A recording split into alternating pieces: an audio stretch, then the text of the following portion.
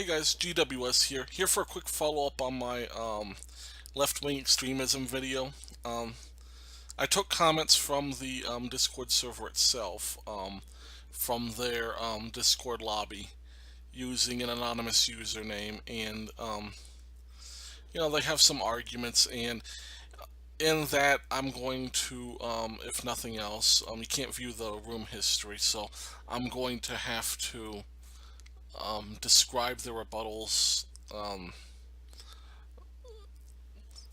either going to have to describe their rebuttals personally and then respond to them, or a better thing would be if I could get into a room with viewable chat history, or I could just archive a redoing of the posting of my video, which probably won't be met with kindness considering the fascist nature of the server. They're not very pro First Amendment there, to say the least. They ban a lot of right wingers from that place, I've seen. But anyhow, that's aside from the point. The point I want to make in this video is, what is a valid criticism of Israel? And the reason I say this is because um, it's important to recognize the difference between fascism, Nazism, and legitimate criticism. Because the reason this is important is because you'll see leftists like Kyle Kalinske, um, and some instances David Pakman, though he's a little more pro-Israel. You'll see Humanist Report. You'll see a lot of left-wingers. They will hide behind this veil of criticism of Israel to cover up for their fascist beliefs. And if you criticize, and if you call them fascists, they're going to play the victim. Like, we are being marginalized just because we're critical. No, there's valid criticism of Israel, and we're just going to go through a few of those. Just kind of go through. Okay, now, first of all,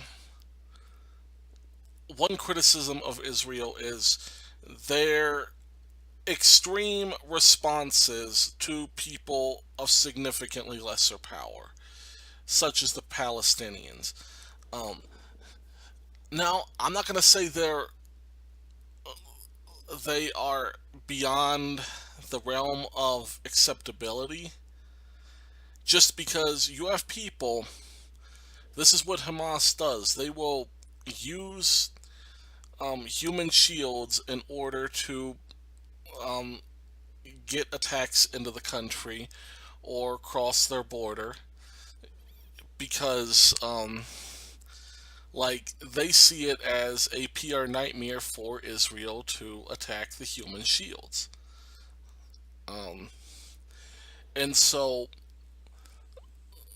that's what Hamas has done. Like, they'll put weapons on top of school buildings or in civilian areas, and then once the Israeli Air Force goes in to take out those weapons and civilians die because of it, then all of a sudden Israel looks bad internationally.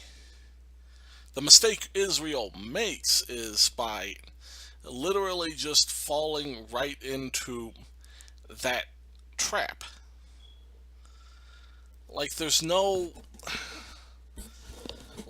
better ways to handle the situation than always using lethal force, always using sometimes overwhelming lethal force. And the civilian casualties, it's sad, but like, a lot of it's Hamas is doing, but Israel could do better to prevent civilian casualties than what they've done. Like, dropping leaflets and all that is not enough. Like, there has to be a nuanced way that the IDF can use to kill the bad people, disable the weapons, without using overwhelming lethal force, without using overwhelming air power or snipers or any of that. Like, use non lethal means. Like, there are plenty of non lethal ways to disperse a crowd, even a violent crowd. Um, and you can even use the more extreme of these non-lethals, which could cause some damage to the people, but won't kill them. Like they have those, like the microwave blasters or sound beam, where like you'll blast 180 decibels in a certain direction. That's going to burst some eardrums, but it's not going to kill anybody. And see, those types of measures are what are needed when you're talking about this. And like, this isn't a deterrent. Like, it's understandable that Israel tries to use overwhelming force as a deterrent to Arab neighbors because, in the absence of doing such, they've nearly lost their sovereignty previously, such as when they were invaded by 6 Arab countries in the 1960s after they were trying to obtain peace. And it's but see, this is a different world now. This isn't the 1960s. Israel has a lot more support now than they did back then, particularly from a very friendly U.S. administration. This isn't Obama anymore. Like, Israel has to understand that um, while they should use protective measures, even profiling of Palestinians, because they're pretty much in a perpetual state of war, they need to realize that they are protected and that not everything requires overwhelming use of force. And that's their mistake. And it's a grave mistake. And also, Israel has taken actions that have basically made it far more difficult to reach any kind of peace agreement with Palestinians, such as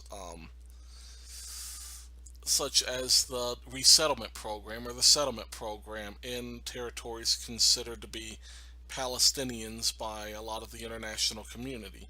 And you've had UN general resolutions, which the UN a lot is anti-Israel. So, like, the General Assembly is just going to vote on anti-Israel resolution after resolution.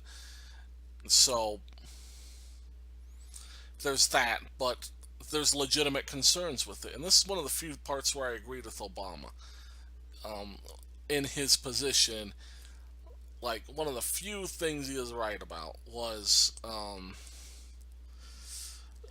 telling Israel that, like, your resettlement, like, that's really Israel's land because it was granted by the UN. There's no Palestine in the United Nations other than as an observer state. Kind of like, Malta, you don't have to have territory to be a state. So you have that. But Palestine has no land. But still, like, even if it's technically legal, which yes, it is legal to have a settlement program on your own land, especially when one side is not abiding by the agreement by which they signed. Peace agreement requires two sides. But they are harming their own chances for peace, and that's really detrimental for the region and for them because reaching a peace is going to help Israel more than any other entity because, like like I said, they have been in a perpetual state of war. Their people, first and foremost, have to be aware of the fact that at any time, their very wealthy, very modern nation, their democracy can be challenged, and their lives could turn into an all-out bloody war where everything around them gets wrecked because of the many competing powers, and there's prophecies surrounding that. So if you're a non-secular Jew who believes in those prophecies, you're going to like you're in that constant state of fear that the world is going to, and I even believe it's going to.